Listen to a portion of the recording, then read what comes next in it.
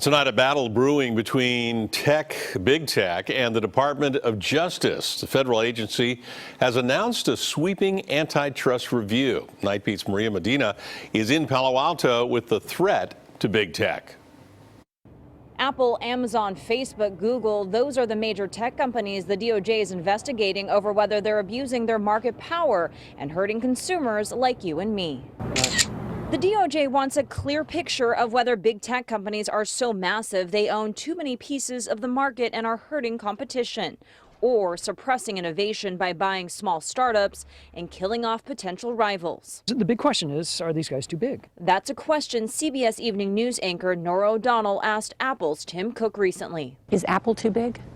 No, I don't think so. I think that but with size, I think scrutiny is fair. Would you agree with that statement? Well, Apple's big. Let's start there. Apple is enormous. On the other hand, Apple will very quickly tell you that they have market competitors, and they do. The probe comes in the wake of lawmakers and presidential candidates calling for stricter regulation and threatening to break up big tech. It's the first time that Silicon Valley is getting tossed around like a football. Do you believe this is political? What's interesting about this is that tech is being demonized by Democrats, including presidential candidates.